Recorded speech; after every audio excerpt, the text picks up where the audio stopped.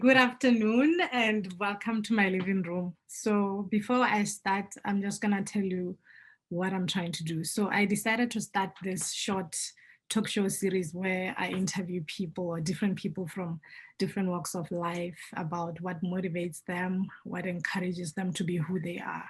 So today we are having a conversation with my big brother, Mr. Modise Koofhethile. So welcome to my living room and thank you for making the time.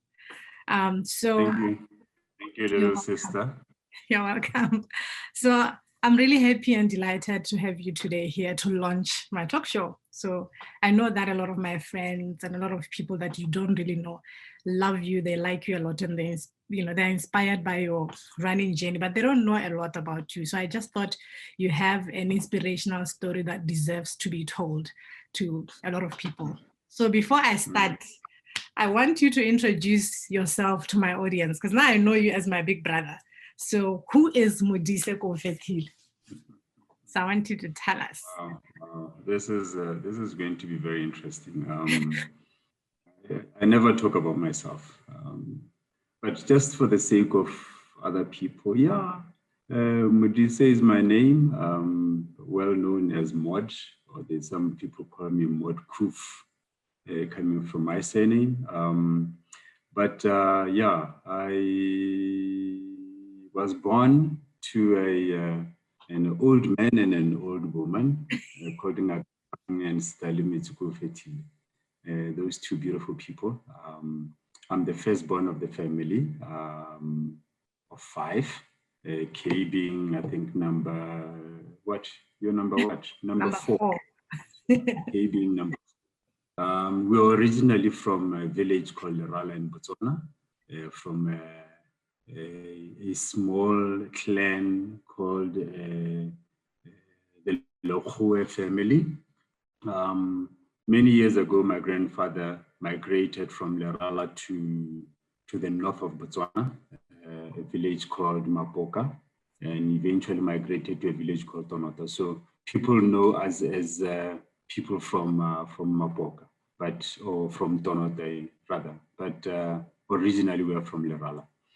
I'm an introvert, private. I like my private things, very reserved. I don't say much about myself.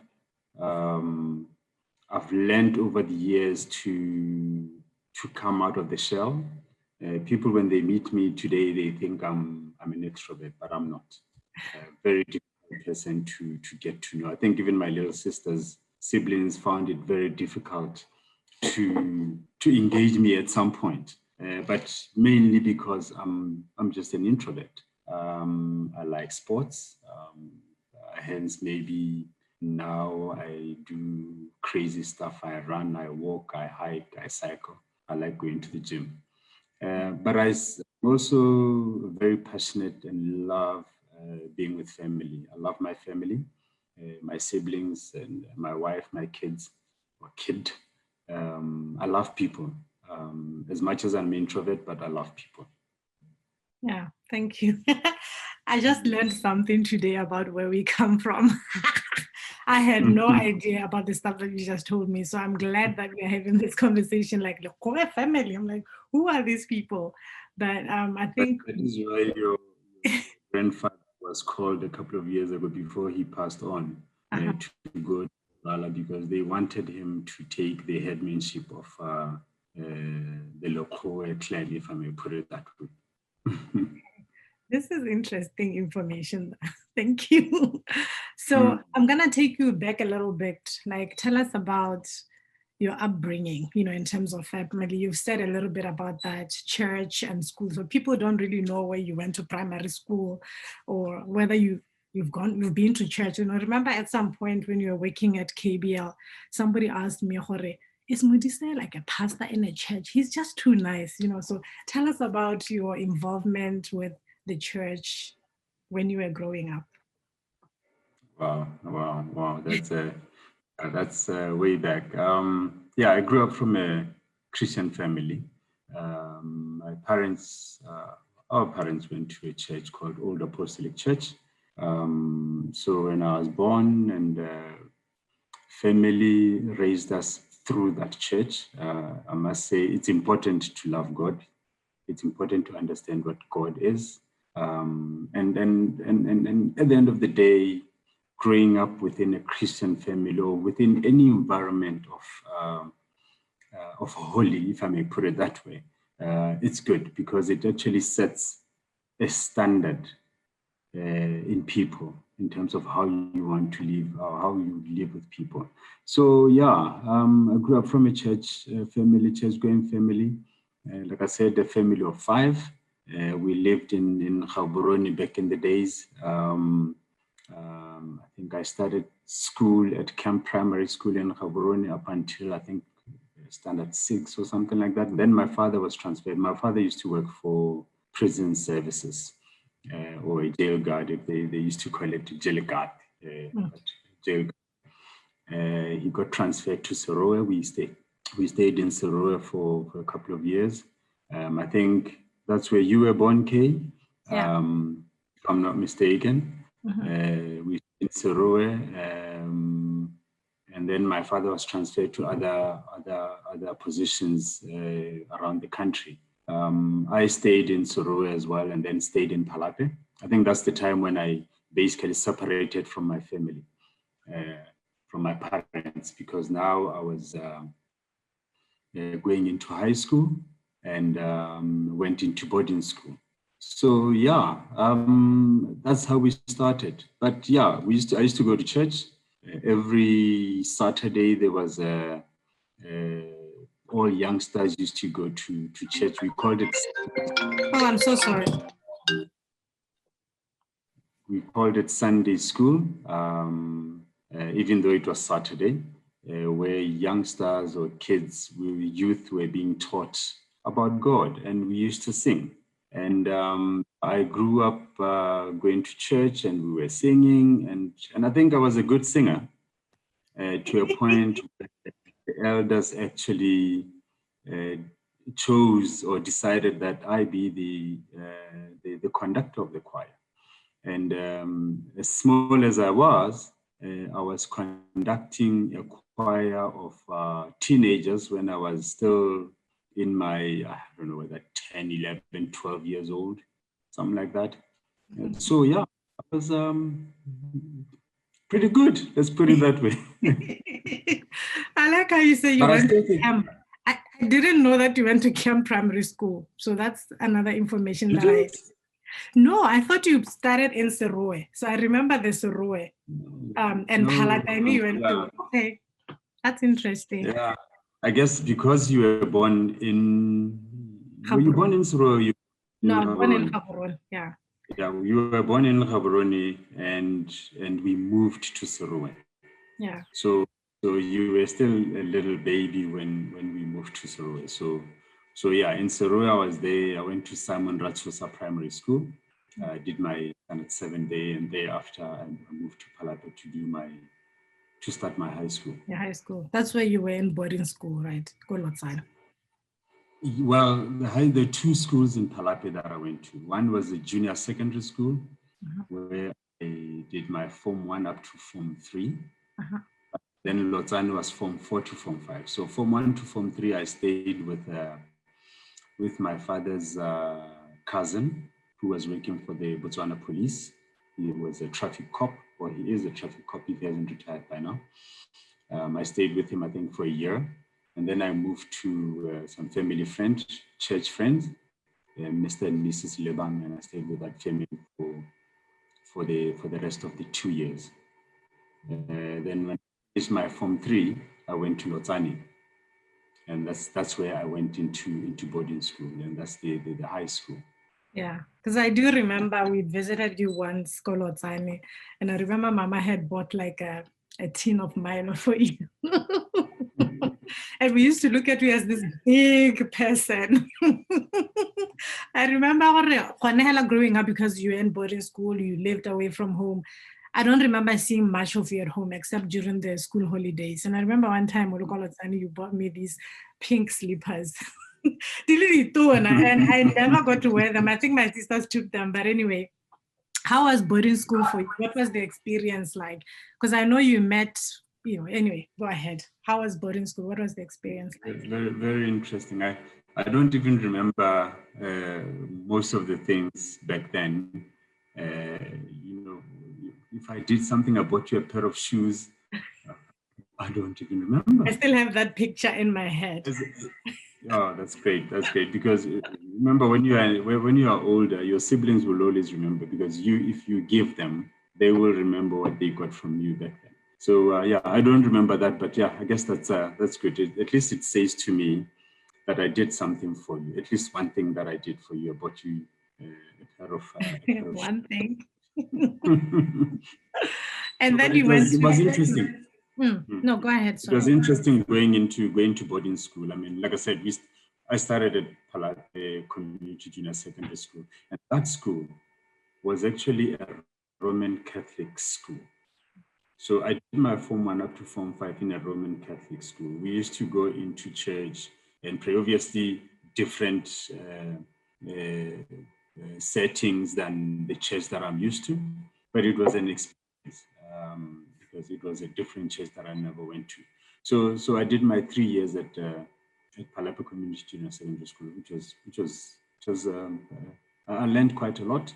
I met good teachers. I mean, one of the teachers, actually two of the teachers, both of them are Americans actually. They're still my friends. We still communicate. I actually visited them when I was in Canada, when I visited the US, and we are still in touch up today. You can imagine back in the days. So yeah, it was quite an experience being in boarding school. Like I said, I stayed with my father's cousin, and then I moved and stayed with Mr. and Mrs. Lebang. And you learn. You are away from your family. You're on your own. You learn to be independent. Yes, your family will visit you. They'll buy you a can of mayonnaise or a bottle of Milo. or sauce or ketchup. They buy you a can of Coke or something like that. It was interesting. But you know what, Lotsane was one place where I started embracing charity work. And I know my mother back in the days used to have so many kids coming home, staying with us or playing with us, especially you and your other sisters, because you are younger. And I could see how much our mother loved kids. And the other families and their mothers would bring their kids to my mom to take care of them, not as a caretaker, but to just come and play at home and play. So that love for people was embraced during that time. And when I went to Lotsani at boarding school, met new people, made friends. And then there was one specific teacher. He was from Germany. I can't remember his name. He instilled this charity work in me. And I think that's where charity work came out of my, I don't know, from nowhere, if I may put it that way. It came out. He took us, he wanted some volunteers to go and build an orphanage home in Palapa. And we went and spent the whole day building the structure. And then when we finished, I thought, this is brilliant. We just spent the whole day, and all we got was food. And the food that we had was a loaf of bread and Coke the whole day as we were building the structure. It was a prefabricated building. And yeah, I think you learn a lot. You learn to be independent. And that's what I got out of being in boarding school. And then you went for national service. You went to... Yeah, when we finished Cambridge, the results came out, I'd done well. You go for a national service for a year. I went to a village called Makori, south of Botswana. What government used to do was they would try and take you to remote areas and take you to places that are far away from your home village or where you went to school. Basically, if you look at it, government was basically trying to instill independence, to teach us to be independent, to teach us or to get us to learn other cultures within your own country, to learn, to know your country basically, because you can't just know your country by reading. So we were posted in various places around the country. I was in a village called Makore. That village, at the time, it was very remote. I felt it was too far. There was a family that had a little, one vehicle and had a tractor. I think we thought they were rich during those days. They had one car and a tractor. At that village, there used to be a bus that was transporting people from Lobatse right through the villages up to a village called Mabuli. So that bus would leave, I think, Lobatse at 6 o'clock in the evening. It will pass my village where I was at midnight. And then it will go past and arrive in Mabule. And then on Sunday, it will leave Mabule to go back to Lobatse. So if people had come for the weekend, so they will take the same bus to go back. It will pass my village at during midday, like 12 noon. I think it would therefore arrive in Lobatse, I don't know, 6 o'clock in the evening or something like that. One vehicle a day, you know. But that's where I was for the National Service for a year.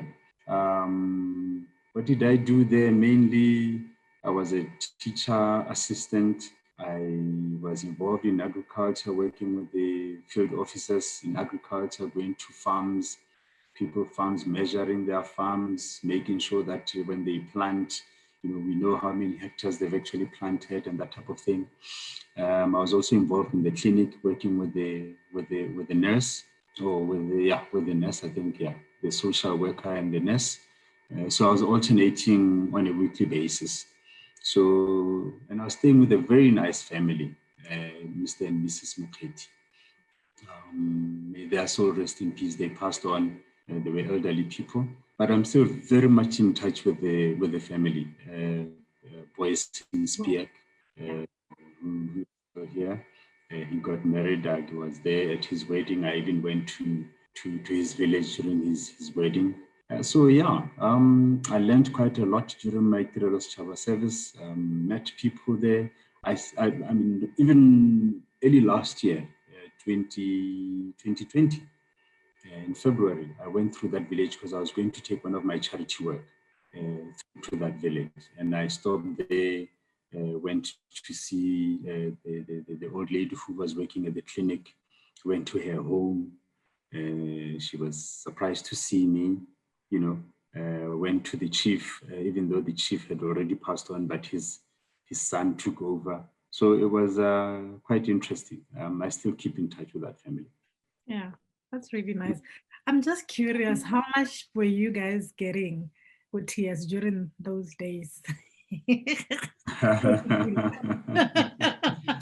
Oh boy. I'm sure I it was think like our allowance was, or something. yeah, no, it was better than that. I think it was about 80 pula or 90 pula. That was enough. It was enough for us to buy food if you can. There was no shop in the village where I was. The shop, there was one little shop, they call it general dealer. They would only open when the owner comes to town, or when the owner comes to the village. It could be once a month. He would come bring stock and people would buy. And then when he leaves, the shop is closed. Next time comes, same thing. So if we needed anything else, which means you basically really needed to buy food once a month, that's where we would buy. Otherwise, you'd have to travel some distance to buy. I'm not going to talk about how we used to cross the border illegally because the village is bordering another village in South Africa. Back then, there were illegal crossings. So you jump the fence and go to the other side and buy a drink and then come back to Botswana. But you have to be very careful. It wasn't nice to do that, but it was reality of life. People used to do that. I used to play soccer, and we had a club in our village. So there were other clubs in other villages, and our villages, they were like 5 kilometers apart. And across the border, the village was only at the most 1 kilometer. Wow. So we would cross the border, play soccer that side. We beat them. When we beat them, they would become angry at us and they will try and call the police, look for the police and say, the people from Botswana are here. We do the same thing to them as well. But it was how life was back then. Yeah. So, and then you went to Canada for your studies. What did you study? Yeah, I went to Canada. After that, basically, I came back and I worked for Barclays Bank. Oh, yeah. ABSA now. I worked for Barclays Bank for about a year. I was at computer center because I liked using computers. But then I went to school. I was sponsored by Debswana. You had to go through a rigorous interviews to be one of the lucky ones to be admitted, to be taken by Debswana to school. Debswana being a diamond mining company, is actually owned 50% by government and 50% by DBS. So yeah, I was one of the lucky ones who got a scholarship that particular year, and I studied materials management, which is basically now supply chain management. So that's what I studied. I was in a small town called Guelph. Went to Conestoga College. It was fun. It was also good being away from home, learning to be independent. First time getting on a plane when I left. Sesretsakgama Airport was very, very small. When I was taken to the airport, you guys would stand by the fence and you start waving. And as I go on the plane, there were no issues. You could be as close as possible to the aircraft. But yeah, that's where I went to school. Came back from school and came and worked for Debswana. So I'm interested in your choices in life. Who was your role model growing up? And tell me about what drives you, what drives your passion. Wow. That's kind of difficult. But remember, you grow up in an environment and you love the environment you are in. So my mother, let me just say both my parents, singling them out, my mother was what people call, how would I say it? They would say was a housewife, but she had a lot of work raising 5 kids. She had a lot of work trying to balance those 5 kids and also taking care of her husband, who gets transferred from Gaborone to Sorowe to Bainsdrift to France, Mahala, to Gaborone. So you can imagine how tough it was. But she, she instilled that responsibility in me, and I think in all the kids. She was the person who, you don't want to do anything wrong because she's going to beat you up. I've got scars on my head. Same as you. Wants me to do the dishes, and after lunch on Sunday, and then she would sit there and sleep, and I sit next to her and I fall asleep. She wakes up before me and she finds the dishes are not done. Gets up and say, "What's wrong with you?" And she would beat me up and she would crack my little skull. Blood comes out and she would beat me and say, see what you made me do to you. If you did the dishes, I wouldn't have done this to you. But you know what? She is my role model in that respect. On the one side, my father, he was committed to his work. When he leaves, he goes to work. He was committed. I mean, I know people back in the days wouldn't change jobs just like that. My father never changed jobs. I mean, I think initially he worked in the mines. When he came back to Botswana, he worked for prison services. He never worked anywhere else. So the commitment that he exerted, I mean, he instilled that on me that, you need to be committed in what you do. It's not about changing jobs now. I mean, it's about commitment. And yeah, those are the things that I really admire about my dad and my mom. And the other thing is that instilling Christianity and the kids. I think that is the basis and the platform, or if I may call it the base, the life base.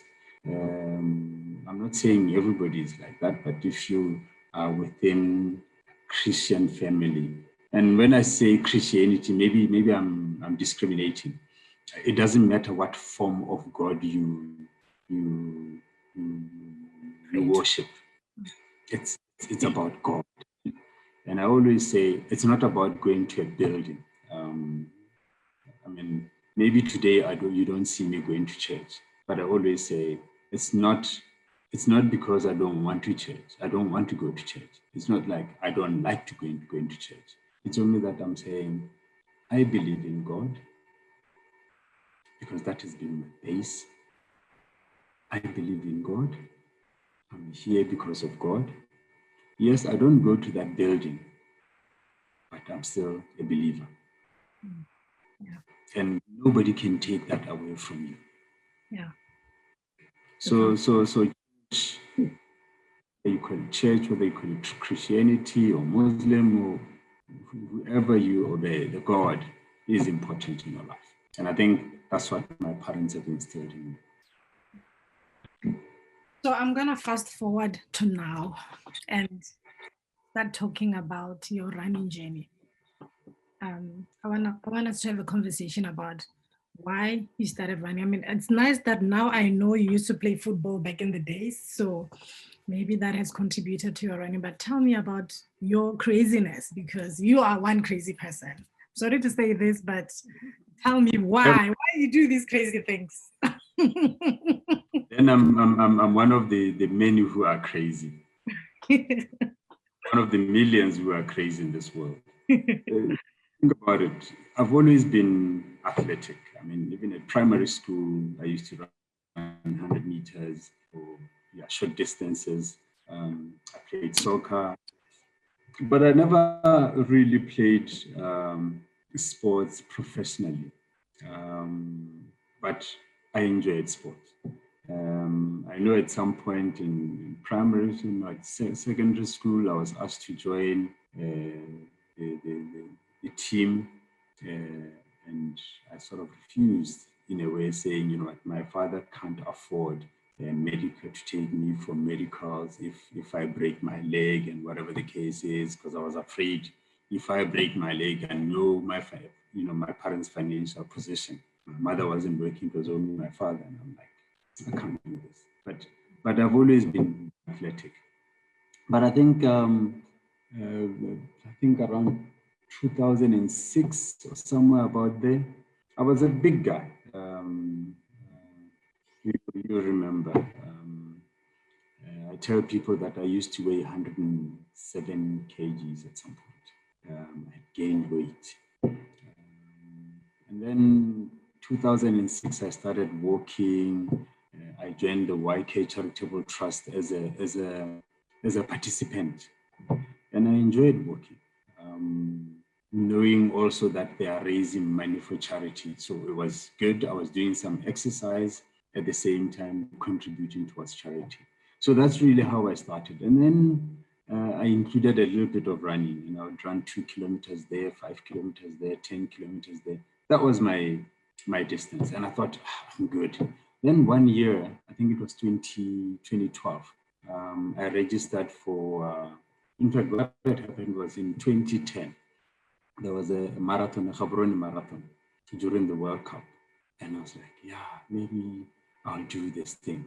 So I started sort of running, and I thought, yeah, running 5 kilometers, 2 kilometers is good. And I felt good. And I registered the following year for the marathon, which was 2011. And that marathon didn't happen because they couldn't get sponsorships and whatever. So they canceled the marathon. So in 2012, I registered and I participated. And I finished my 42 kilometers in about 4 hours, 45 minutes or something like that. I was happy. Like, wow. So it means I can run. This is the longest distance I've done. Okay, I had done maybe 42 kilometers back in high school. There was some sponsorship that we were doing, raising some money, and we ran from Sorowe to Lausanne. And Wow. we were kids, and I was doing Form 5, so Form 4, I think it was. And I thought, this is good. But that was then. I didn't think of marathons during those days. So this time around, when I finished in 4 hours, 45 minutes or so, I thought, it means I qualify to run Comrades Marathon. And I'm like, maybe that's something that I need to do. So that same year, in November, I registered to run in South Africa. I registered for Soweto Marathon, but instead of running a marathon, I registered for 10 kilometers because I thought in South Africa there are hills and the terrain is not as flat as in Botswana. So I want to just test and see if this is possible. So I went and ran there. 10 kilometers, I finished that in less than 1 hour. I was like, I'm going to try another run. Same month, I think 2 weeks later, I went back to South Africa, Johannesburg, and I ran another race. It's a 32-kilometer in Johannesburg. They call it the tough one, 32-kilometer tough one. So I ran that. I was supposed to run with an old high school friend of mine called Alim Milaz. And that morning, he decided he's not going to run. So I went ahead and ran. So when I finished, I called him. We were still sleeping. And he says to me, you finished? What happened? I said, no, I finished. He checked his time. He says, you finished in less than 4 hours. I'm like, yeah, I'm done. Is that a problem? He says, no, I normally finish this race. I take about 4 hours or just over 4 hours. I was like, wow, this guy, I know he always runs marathons, but if I performed better than him, it means I'm ready for Comrades. I was happy. So the following year, I decided I'm going to register for Comrades Marathon, which is 90 kilometers, and I did. So, but I had to run a qualifying marathon to be able to enter the Comrades. So I went to Pretoria and ran the Phobians Marathon, one of the tough marathons in Pretoria. And I finished that just in the nick of time. The qualifying time for Comrades is 5 hours. I managed to cross that finish line in 4 hours, 59 minutes, I think in about 19 seconds. But I was so happy that people around me that saw me jump, they thought this guy must have reached the world, because I was like on top of the world, knowing that I'm going to run Comrades Marathon. So yeah, and then 13 I ran Comrades Marathon, finished that in... For your were there. You're in Durban. You're in Durban that year. Yeah. I finished that in 11 hours, 25 minutes. I was the happiest son of God. I never looked back after that. Yeah. So in the following year, I think 2014, I decided to go back to Comrades to run my second marathon, my second Comrades marathon, where you get they call it back to back. So it was the up run and then the down run. So I went and ran my second Comrades. I finished it because I knew I finished it the first year. I knew the second year it will happen. Yeah. So I finished that. And yeah, the rest is history. I never looked back. This year would have been my ninth Comrades, but because of COVID, we didn't run Comrades last year. We will not run Comrades this year. But I've done 7 consecutive Comrades. My intention was to do 11 of them, 11 Comrades, and then I retire. But we'll see. COVID will pass, and I will still do my 11 Comrades. Yeah, I remember when you did your Comrades, I was with Musi. I think we went to Campus Down because that was supposed to be like halfway through, and we were like calculating, and we have a phone, SMS being sent letting us know where you were. And we were like, where's Modise? We're all looking like, where's Modise? Like for a few minutes, we're all like about to panic and we're worried and we're calculating. Oh, he did the Cape Town, the oceans. What is it called? Oceans, yeah. Yeah. 2 Oceans. The 2 Oceans Marathon. He finished on this time, so he should be here. And then within seconds, you came and you were like so happy, and we were like so shocked. And we thought, okay, fine, we think we're good with the timing. Then we drove to Pietermaritzburg, and you almost got there before us. Like we almost didn't see You are you. driving, I'm running. We're like, you can't trust Modise. He will get there before you. But that was fun, and it was really satisfying to see you so happy when you finished the marathon. So Yeah, no. I'm going to take a little break, and then we'll get back. Okay. So, welcome back to my living room, Mod. We're going to continue having a conversation about you, and we're still going to continue talking about your running. And I don't know if you have anything else that you wanted to say before I ask you about the YK Chairman's Challenge. Yeah, no, I think just with the run, I think, since Comrades, or, I ran quite a number of marathons since then. I think I have so many medals. I think it has become a hobby. It's in me, it's like in my blood. So I just enjoy running. I then started another challenge for myself. After a friend of mine, Alim, had been running around the world, I decided I wanted to do the same thing. I wanted to run at least one marathon before I die. I want to run at least one marathon in every continent. So from the 7 continents, I want to do at least a marathon in each continent. So far, I've done 5 continents. I've run, obviously, Africa being the first continent, obviously. And then I went to Paris. I went to France and I ran a Paris marathon. And then I went to Australia, ran a marathon in Sydney. And then I went to Thailand. Yeah, yes. I went to Thailand. I ran a marathon, Chiang Mai marathon, and then I went to Brazil, South America. Last year I was supposed to go to Chicago. I was gonna go to America, yeah, and unfortunately COVID played its part, so I couldn't travel. So that was cancelled. I still need to do a marathon in America, whether it's in USA itself Boston or in Canada. Marathon. Come to Boston. Yeah, well, I wanted to do Boston Marathon, but obviously, as difficult as it is to enter the Boston Marathon, the qualifying time for my age mate, I think it's 1 hour, it's 3 hours, 30 minutes or 3 hours, 34 minutes qualifying. That's pretty fast. So, but I'll still do either Chicago or Boston, we'll see. That doesn't happen, maybe I'll try Canada just across the border from there and go and do run a marathon in Toronto. Then afterwards, I would do Antarctica. I have to do the 7 continents, so I'll have to go and run in Antarctica. So I have 2 continents to do. This one I don't like it. Why? I mean, running in the cold and the snow, I don't know. Nobody has ever died running in Antarctica, so it's maybe it's you fun. need to move. It's an experience. Yeah, maybe you need to move there for a year before you run the marathon, just so No. like ties and you get used to. No, you don't need that.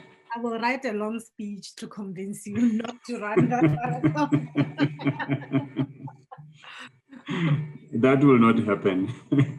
But yeah, that's just give up. Just give up already today. Just give up. No, you will not win that one.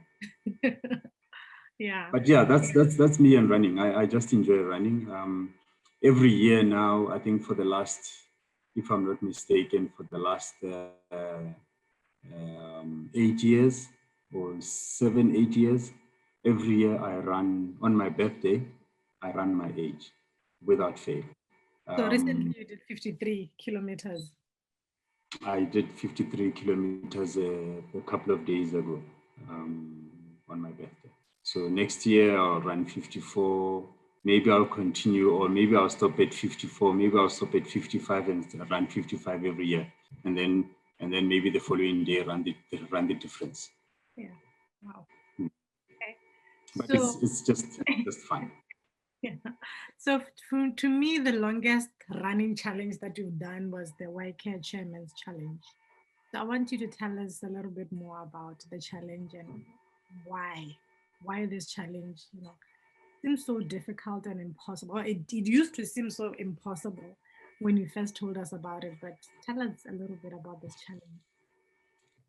Oh, the White Chairman's Challenge really was born out of challenging the limits of myself. What I believe is that, or maybe after that, my belief is that if you set your mind to something and put your energies in that something, you can achieve anything. That challenge was born in 2014 when I went for my second Comrades Marathon. I met. I was having dinner with a colleague that I went to see on business. He was the managing director of a company that sold these big machines that lift containers. And when we were having dinner, I said to him, "Oh yeah, by the way, this weekend I'm not going back. I'll be running Comrades Marathon." He's like, "What? Are you mad? 9 kilometers?" I'm like, "Yeah, no, I'm gonna do this thing." And I said to him, "But my plan is that if I finish this 90 kilometers in a day, I want to challenge myself even more. When I get back to Botswana, if I finish, when I get back to Botswana, I want to run from Francistown to Gaborone over a week." He said to me, "You are mad." But in any case, that's quite interesting. If that's gonna happen, I will sponsor you. He says, "I'll sponsor, I'll give you 20,000 rands." So I was like, "Jesus, how do I commit myself to that?" And this guy now has promised to give me 20,000 towards this work that I'm doing. So I did, went and ran my marathon, finished it, even better time. Called him and I said, "Listen, I finished. I'm going to Botswana. I'm going to try and arrange this crazy thinking of mine." So I came back to Botswana, had a meeting with my YK team. I was the chairperson by then. I was the chairperson of YK. So I met with my volunteers and I told them my idea. And they was like, "Wow, Mod, but you're mad." So I then approached the board and I said to them, "You know what, we want to do something for charity. And I want to run from Francistown to Gaborone. And my thinking is that with this running, I want to do an awareness campaign about diabetes and cancer." So the board says, "Listen, you are the chairman.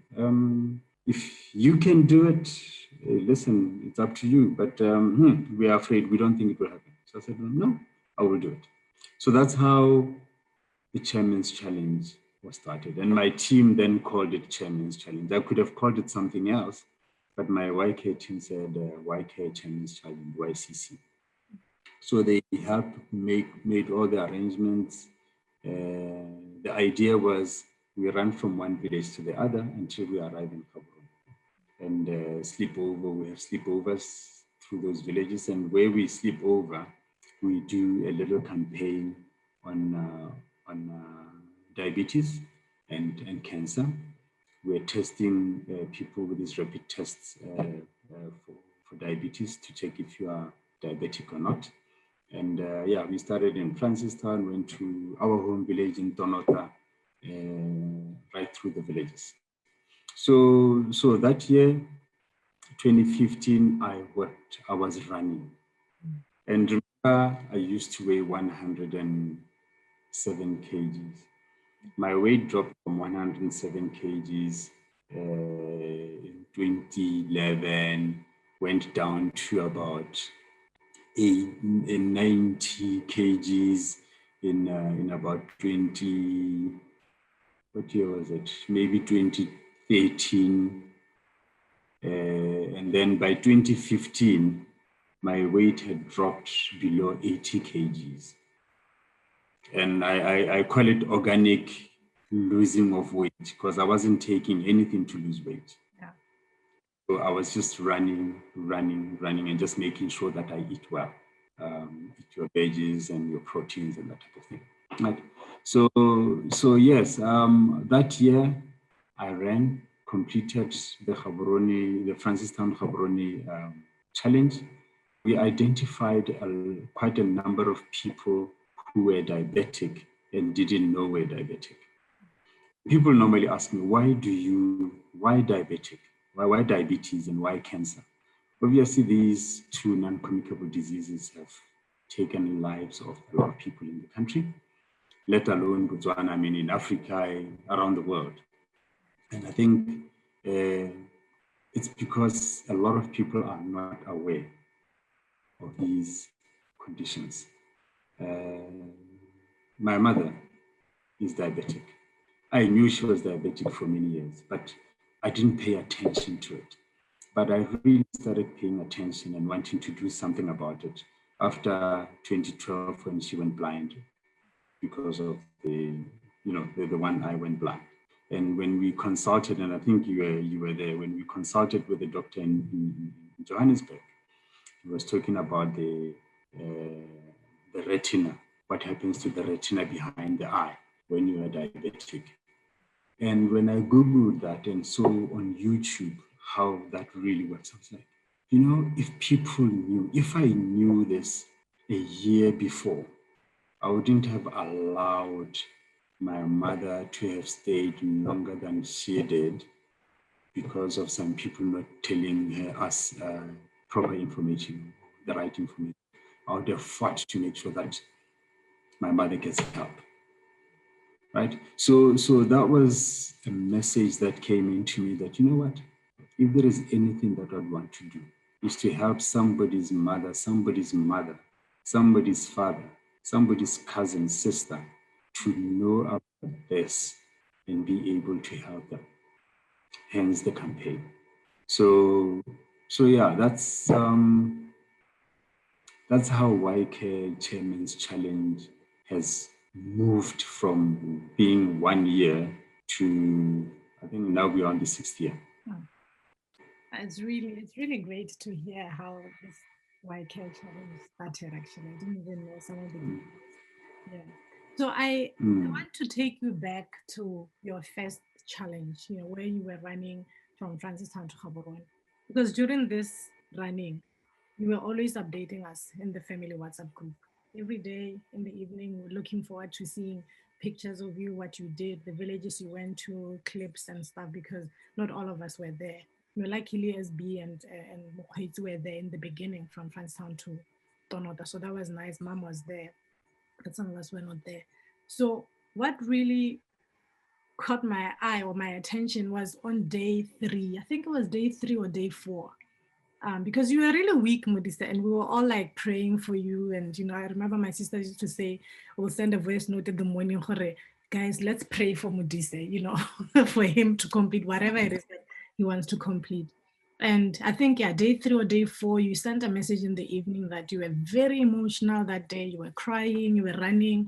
And what caught my attention was when you said, I was thinking about our father. So I want to take you back to that moment. I want you to tell me a little bit about what you were feeling at that moment. What were your thoughts? Did you think you were finally dealing with his passing, or like what was going on? I'm going deep. I don't know. That's deep. That's deep. That old man used to say to us that you must remember that in life, you are who you are because of people around you. And you must also remember that God is always there for you too. I was asking myself at some point, am I making that old man proud? Is he proud of his product?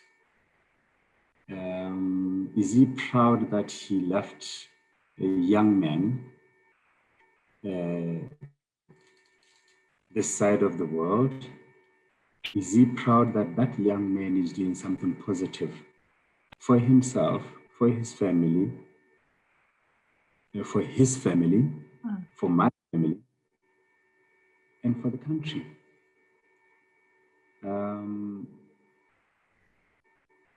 It was just a question that I asked, several questions I asked myself. Is he proud? Can he see this? Am I on the right track?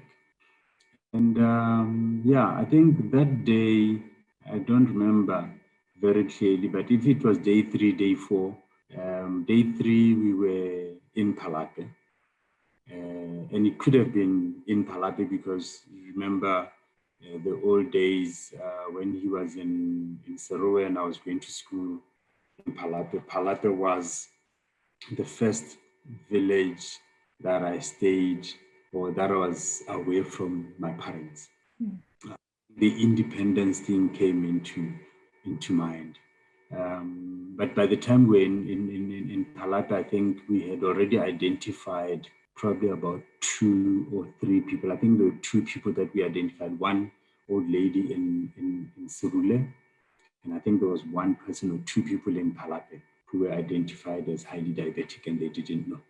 And I was happy, but I was sad. I was happy that the 3 people that we identified were diabetic and they're going to get help. I was happy that we caught this thing at that moment when people really didn't know. And what could have happened that they could have died or they could have had some complications and died. And it would have been, oh yeah, oh, she was diabetic and she didn't know. And that person would have done something different if that was identified beforehand. So I was happy that in that aspect. But I was also sad for them that, you know what, they have had this condition and they didn't know. The old lady in Sirule was telling us, you know, I get so thirsty all the time. And she was carrying a 5-liter container of water, walking in the village.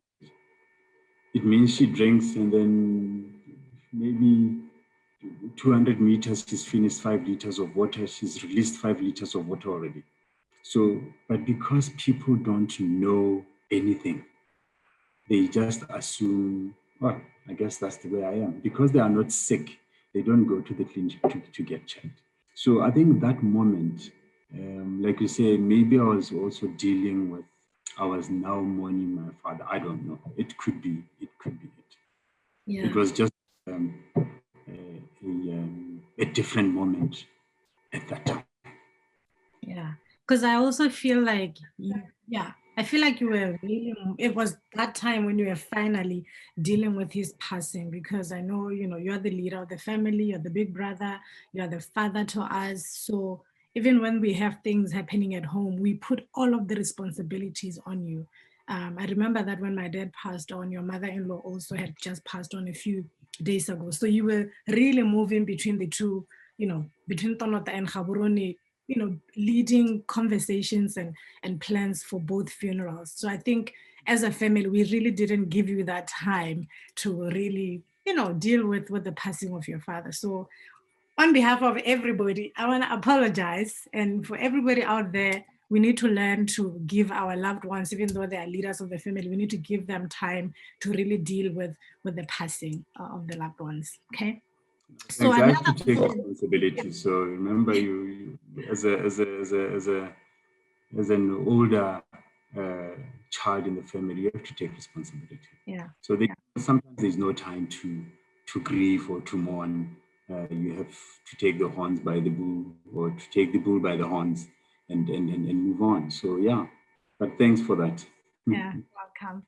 And then the other thing, in addition to everything that you do, you have a job, you have a job. So I'm just interested to know how you juggle work, schedule, family, running, cycling. There's just so many things that you're doing. Like, how do you manage your life?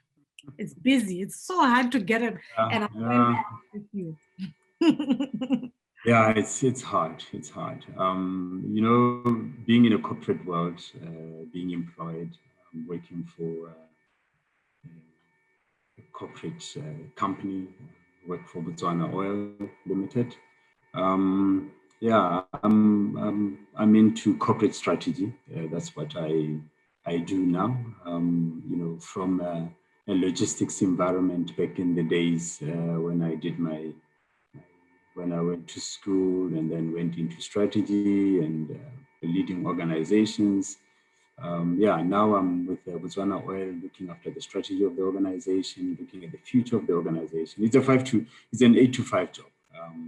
We are busy all day, focusing on company performance and the future of the organization, the direction of the organization, focusing on new opportunities that may exist, having meetings, engaging with government. You know, there are so many things that I get involved in. It's difficult to say what exactly I do, but that gives you an idea of what I get involved in. But yeah, you know, you do that. I believe in balancing. They call it work-life balance. There's time to do work, and there's time to be with family, and there's time to be with yourself. And you need to learn to balance all these things, and that's what life is all about. I don't know whether to say it's unfortunate or it's fortunate, that you know, my wife and my son are in Tunisia. I'm in Botswana. We are miles and miles and miles apart, thousands of miles apart. But I have to balance that. I have to make time for family. I have to make time for work. I have to make time for my sporting activities. Otherwise, your mind doesn't clear. I believe that exercise, whether it's running or walking or whatever, it actually helps you deal with things that would create stress for you at work, things that may create stress at home, things that would create stress just around the universe. So when you exercise, it clears your mind. And I always make sure that I make time for it. You know, my friends laugh at me when I say to them, when I travel, it's like, okay, what we are going to for a meeting in Johannesburg. The first thing that goes in my bag is running shoes and my running gear. And then I'll start thinking, I need to put on a suit, yeah, maybe a white tie or a black tie, or, you know, first thing that comes to mind is that after that hectic day, or before I go for that hectic meeting, let me clear my mind through running or walking or doing some form of exercise. If I go to Tunisia, or when my family is in Tunisia or Pretoria or Liberia, wherever it is, first thing what goes in my back, okay, I'm going to be with family for 2 weeks. My running gear for 2 weeks, and then any other stuff can go in. Yeah. I go to Canada for Christmas. What are we taking? I'll ask my son, what should I take? Daddy, don't forget your shoes, your running shoes. First thing that comes to them. So that's what I do. So that's how I balance my life. Prioritize, I can say to people, just learn to balance your life with things that you want, that you like. But I know a lot of people, some people don't like exercise. They say it's so difficult to do and just try. And don't run marathons, just exercise. It will give you a peace of mind. Walk in the woods, like you guys say in America. Walk in the woods, walk in the bush, walk in the streets. Yeah. It's funny how you say walk in the woods, because normally when I go to the park and I activate my app, it'll be like, go, go, go, go, go. So sometimes I'm listening to music and then the message comes up, go, go, go, go, well done, keep going. So that is nice and encouraging, by the way. Thank you. So obviously currently we are going through a pandemic, you know, and I just want to know how COVID-19 pandemic has affected your activities like running and, you know, all of those things. And what is your coping strategy? It's very interesting.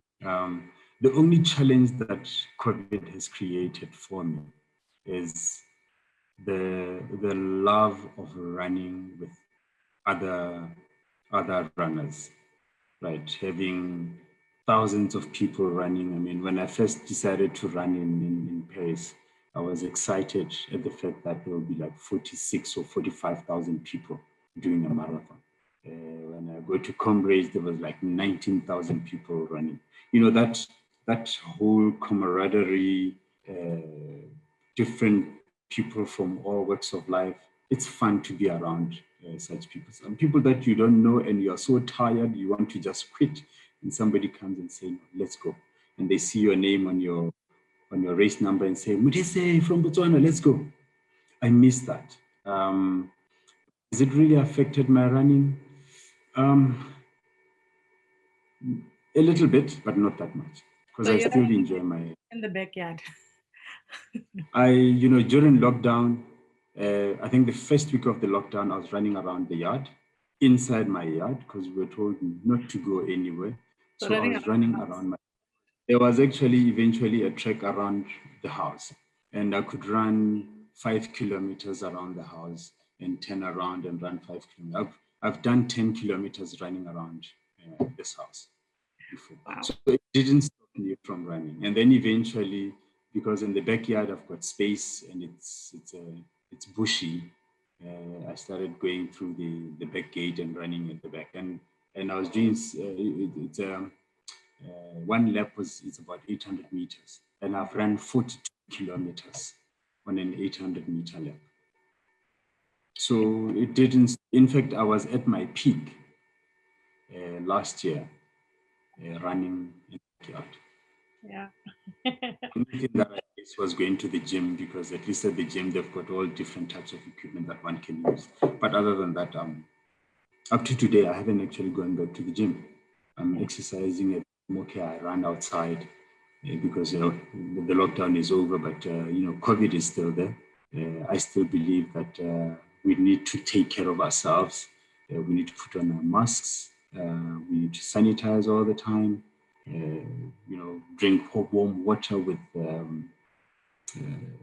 lemon. That kind of thing. Those things. COVID protocol. Let's follow that. So social distance. Yeah, that's why we are social distancing. Yeah, I think so. I was gonna say, see now you're interviewing me. There's a distance between you and I, and it's thousands of miles, isn't it? Yeah. So you've really had a very interesting life, and you're a very positive person, like really, really positive. Do you have any regrets about anything in your life? Let me think. I've never thought of that. I don't. I really don't. You know what I believe? In life, you must learn from your mistakes. Don't regret anything that you've done and say, I did this and then this happened to me. You will learn from that. If you didn't do that, you wouldn't have learned. So I believe things happen for a reason. And when they happen, take at least one learning from it. Take one lesson from it. Yeah. My belief. I don't regret anything. I don't regret my life. Yeah. I'm where I am today. I don't regret a single thing. Yeah. And the other thing that I like about you, not that I'm taking your character, you are such a great leader. And I always feel like your leadership skills have always been visible. Even Papa Hela has always given you this leadership role. And I like how you mentioned that mom and dad really inspired you, and mom inspired you in terms of discipline and all, and my dad inspired you in terms of commitment. And I always thought, the leadership skills have been instilled very much by Papa. I remember when I was still studying in the UK, if I needed money, for instance, I would call Papa and say, hey, I need blah, blah, blah, blah. And he would say to me, talk to Modise, talk to your brother. And what he meant by that was, talk to Modise. If he's convinced that you need the money, then we will send you the money. And I think you remember one incident. Anyway, so and we always know, if you go and speak to Modise about anything, you better have your story right. You have your story correct. So let's talk about the fact that who's strict Modise. I didn't know that. I didn't know that strict. Then I took that strictness from your mom and your dad. Yeah. That's what I like that. But I think what's important is that but there is no straight answer.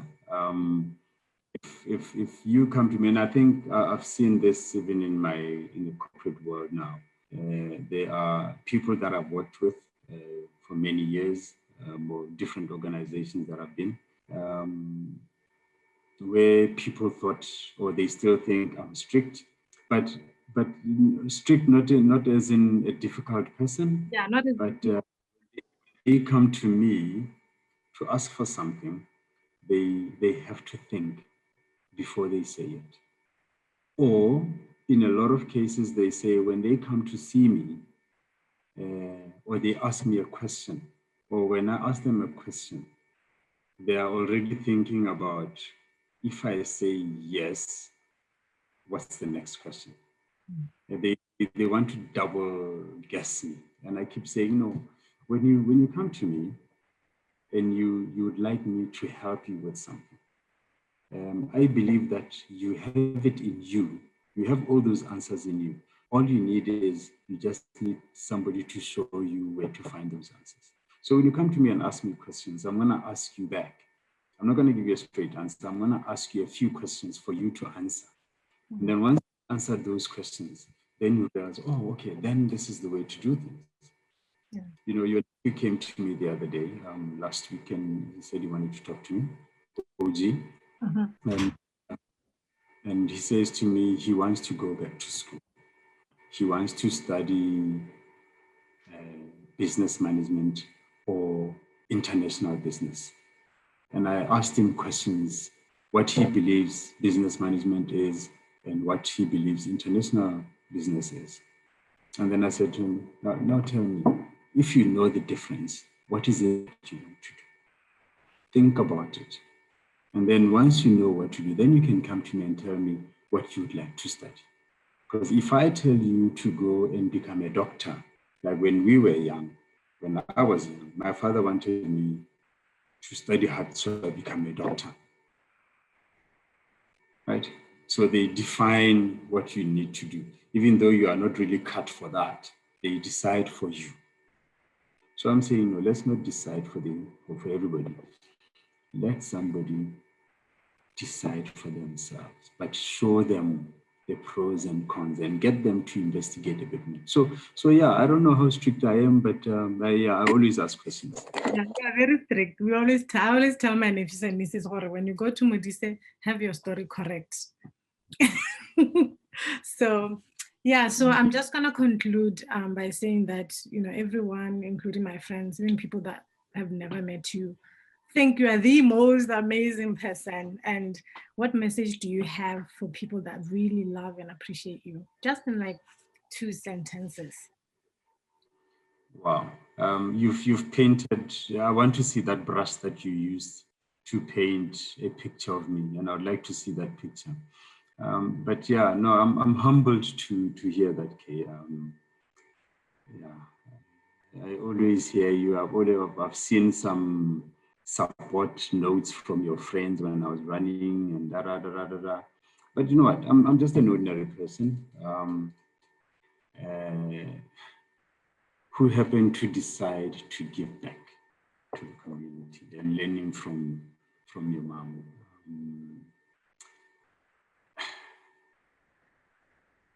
To people out there, don't let, what can I say really? I don't know how to answer this one.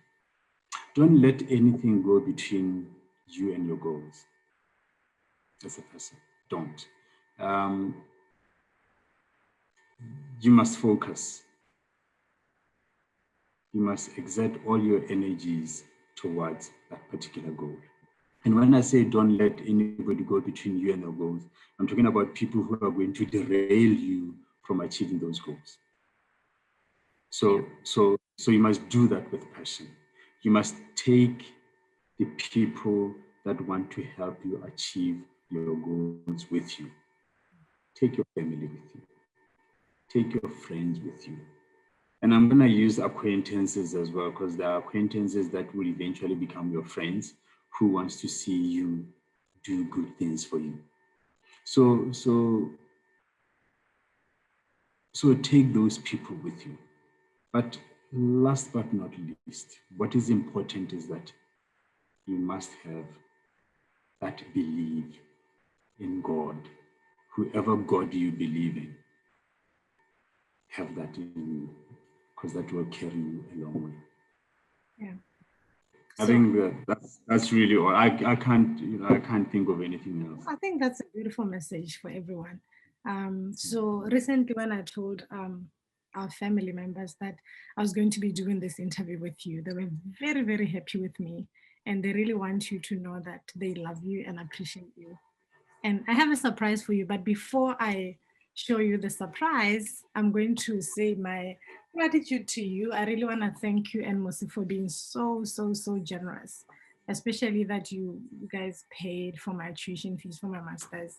I still believe that I would not be where I am today without your support, especially financial support. You have carried me through every country that I've been to. I do things without any worry. I take risks.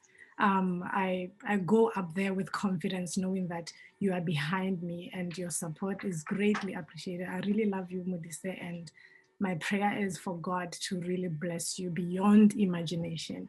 And thank you so much for everything that you do for us and for the entire family. Really, I'm saying this on behalf of everyone at home. So I have a surprise for you. I don't want to cry. Thanks, Kay. You've been a good sister. I like the commitment that we appreciate what you do. We know it's tough. It's not easy, but you've shown us that you are one of the people that have shown us that, you know, if you put your mind and soul to something, you do it and you do it well. And you've done that. We're proud of you. Thank you. So keep it. Thank you. So I'm going to share my screen and show you the surprise. Oops, sorry. Brother and father and uncle. And look at his healthy lifestyle. Matters was kind of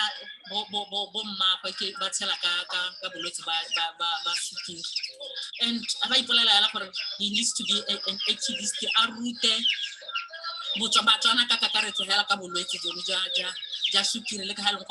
How best but was on tour by Tileka for me, Habana Libu. So I like to tell what the Talana even the Tabayato Dido Hills, I didn't know about it. He has made great friends. Great friends. I don't know how to tell lifestyle. He knows what is the key. His responsibility.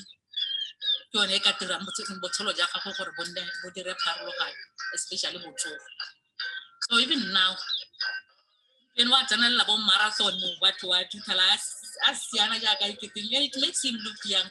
How you might think what I know was Mosha, but me and my secretary said the 50s. He's such a loving brother. Very loving brother, and feel very blessed to have Bernali, no tapachana with this. And I've sometimes he should persevere. That's the emotion is so hella so little rapelana and hella actually lepele caslone, live high choran cutting hella, his lifestyle, live solo jahapa hella generally, Rakwe Juma. He said, like I was saying, he said, Father, can a Rakwe Juma. Tomorrow, a rat, and one or two man on proposition to pushing in Yala Rato. So I have to take it like a Mudima, I have to call him Mudima. Hello, good morning, good morning. I'll just tell you a bit about Mod Koof. Mod is a big brother to me.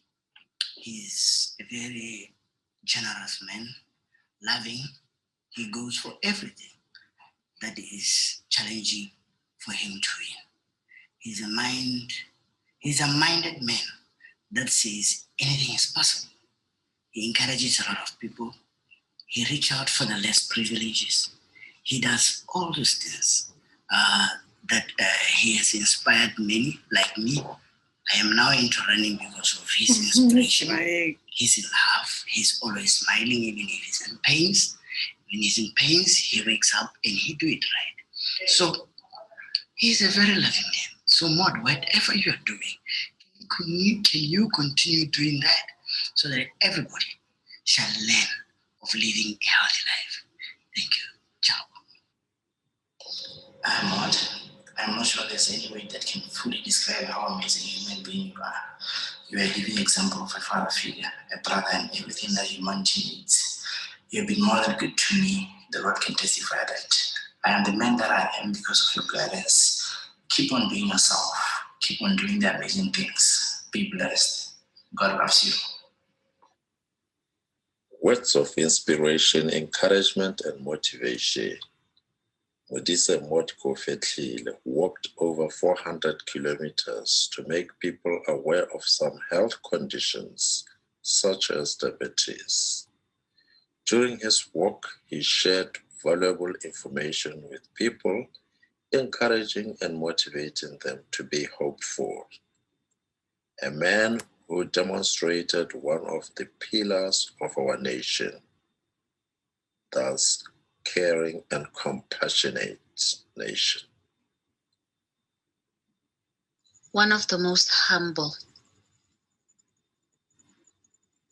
loving, charitable at heart, and a very good listener. Well, he takes everyone's point of view at heart before making a decision. So to me, he's the best leader I've had to work with under the YK Charitable Trust and Chairman's Challenge.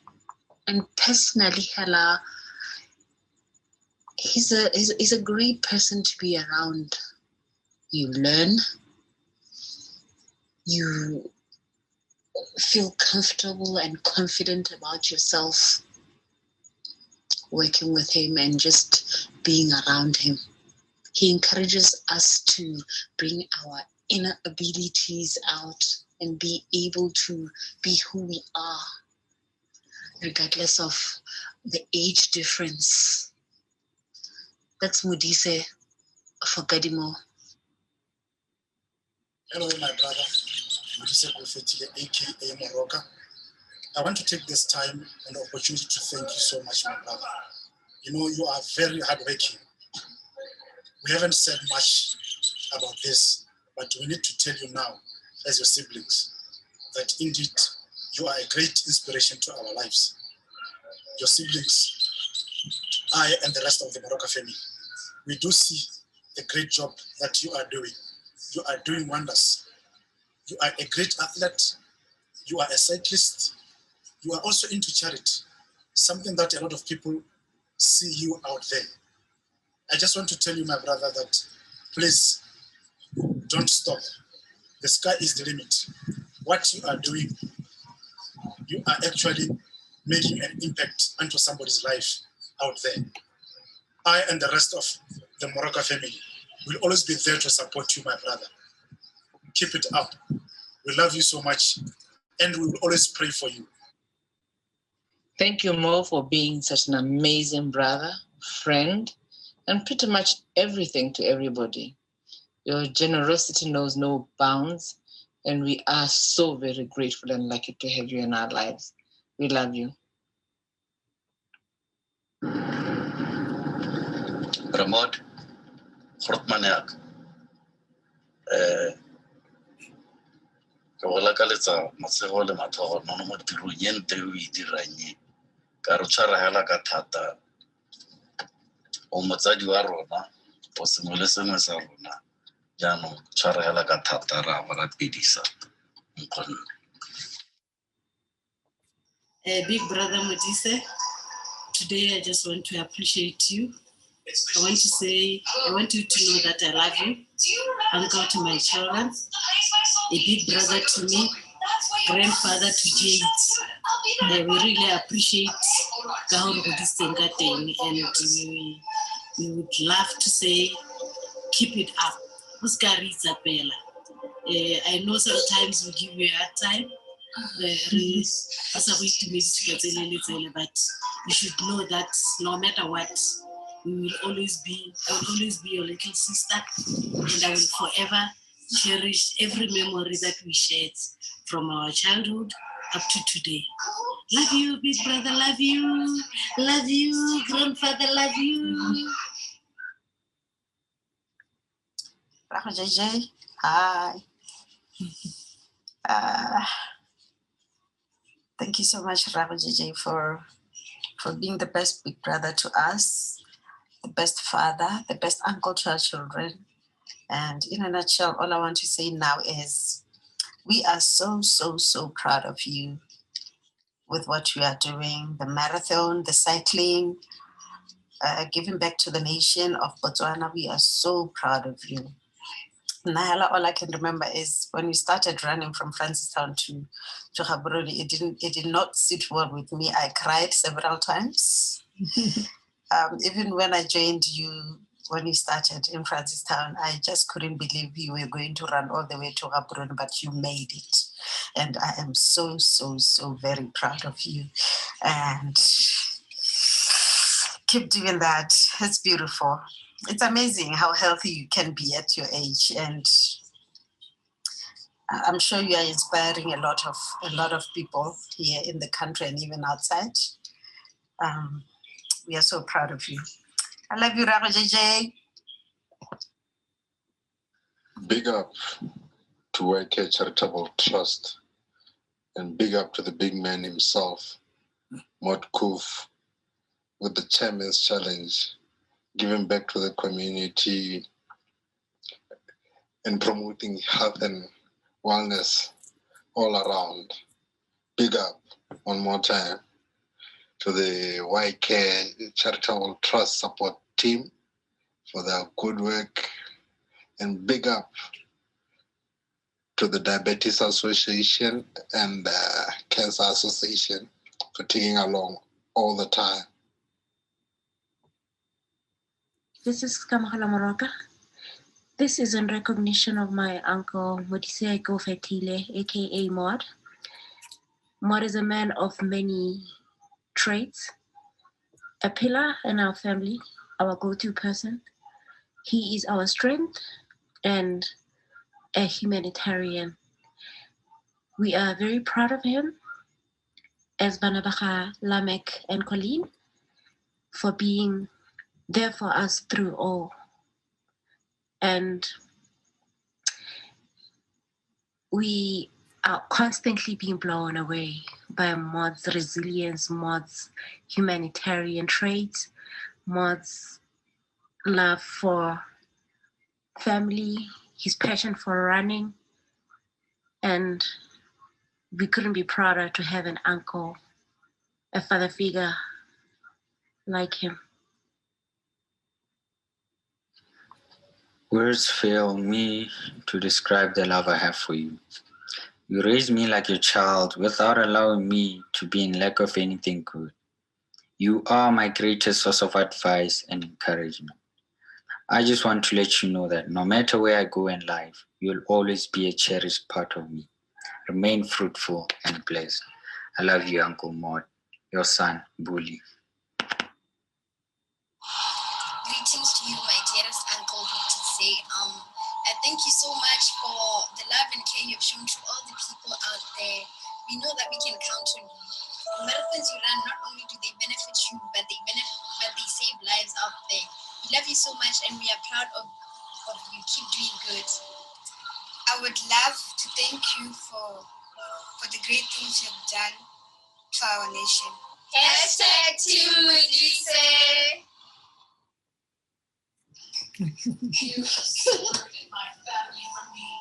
Uncles are truly wonderful. They serve as mentor. They can be our second dad too. I'm glad I have an uncle like you. I love you, Malama Modise. Hello, Daddy. It's me, Juma. And I am thankful for you being a good father. Second, I admire all your hard work for the community. Third, I will support you all the way. Love you. Bye. Hello, Modise. Where do I start? I guess from the beginning. We've been together for so long. We've journeyed through life together and matured together. Let me thank you for all the good work you've put in the family, for being a good husband, for being a good father, for being a good brother to everybody, a good brother-in-law, a good son. And then let me move on to your passion for doing community work. I remember the days when you started with the round table and you used to do charity work, Operation Sunshine and all those when we were at Joanne Mine. And now the passion has grown to your doing more community work through the Y Care. We support you all the way in the work that you've been doing, and we will always do. Thank you, and we love you.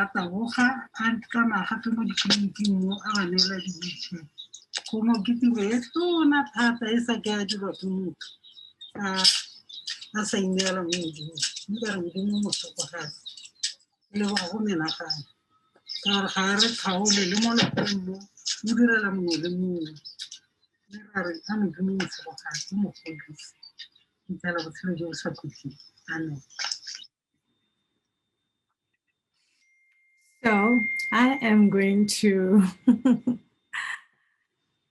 I'm going to give you a chance to, I don't know, say something. No, thanks, Kate. Yeah.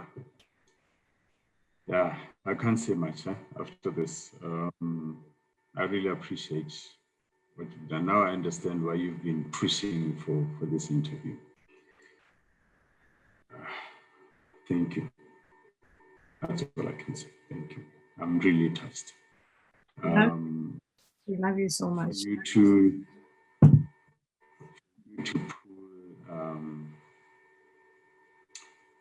everybody to send a message or to say their piece about me. This is powerful. So thanks. Thank you.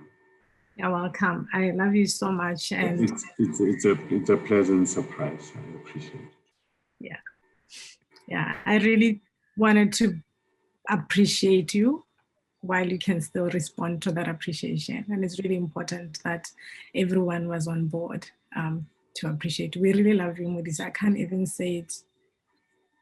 I can't say enough of that. I love you so much, Okonne, and my prayer is for you to be blessed beyond imagination. Thank you for making time.